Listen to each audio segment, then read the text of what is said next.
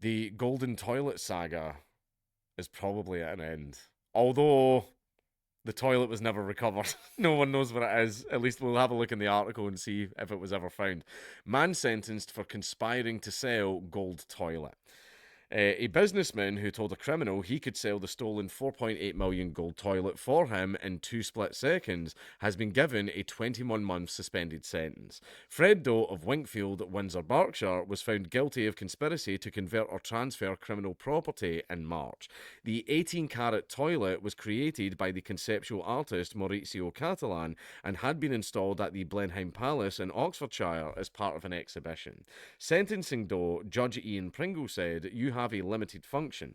You had a limited function. You had no personal gain, you had no wider involvement, and you were involved for a short period."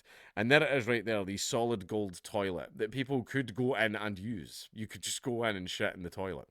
Doe has been sentenced to 21 months imprisonment, suspended for 2 years, and ordered him to do 240 hours unpaid work. In September 2019, 5 men smashed their way into the palace, ripped out the plumbed in toilet, and fled in a stolen car. I believe it was only in the palace for like 4 days or something like that before it got stolen. Michael Jones was convicted of burglary in connection with the crime after a trial at Oxford Crown Court in March. James Sheen pleaded guilty to burglary in 2024. Speaking outside court, Doe said, "My good nature has been taken advantage of. I got caught up in something I should not have, and now I just want to go home and enjoy my family. I am a good person." He left in a car surrounded by a group of friends who shouted, "He is a good person," and said they would be going for a drink to celebrate. The judge said Doe had been of previous good character and accepted that the conspirators may have taken advantage of his good nature. He added Doe was targeted for his legitimate contacts in the Hatton Garden jewellery district. Just 2 days after the golden toilet was stolen in an early morning raid, Doe sent a voice message to Sheen saying, "I know just the man you need to see. The word's on the street about the car." The court heard that car was their code word for gold.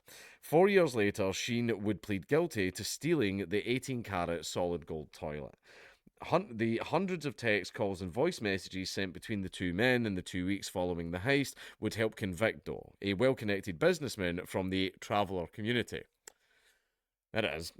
As a work of art, the toilet weighed 98 kilograms and was insured for $6 million, which is £4.8 million.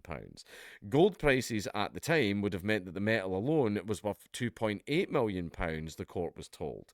It is not known exactly when the thieves broke the toilet into smaller pieces or whether they melted the gold themselves. But the court heard within 2 days of the heist, Sheen was looking for buyers, offering gold at about £25,500 per kilo. In voice messages, Doe, who is also known as Fred Signs, told Sheen that "I can sell that car for you in 2 split seconds." Basically, anytime gold is stolen, there's a way you can just melt it in your back garden.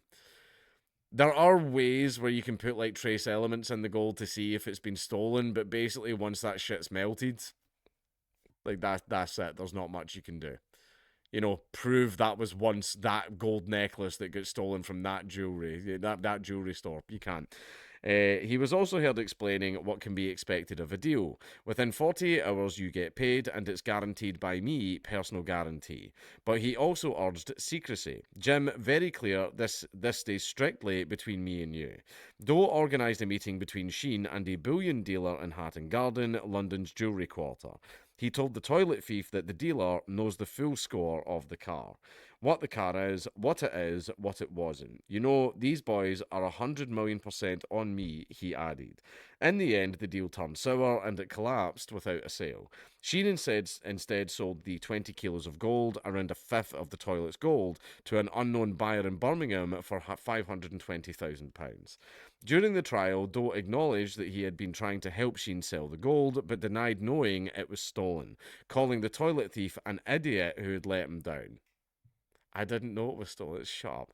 His defence barrister told the jury that this loss of the nation's bottoms cannot be laid at the feet of Fred Doe, but the jury found him guilty. In sentencing, Judge Pringle said, "You were at best a middleman who was targeted, in my view, by James Sheen because you knew many people in Hatton Garden because of your knowledge of valuable watches. In all the references I've read, you were described as kind, caring, selfless, and somebody whom some people take advantage of.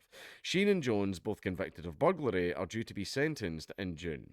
None of the toilet's gold has ever been recovered." So, yeah, that's just gone forever now.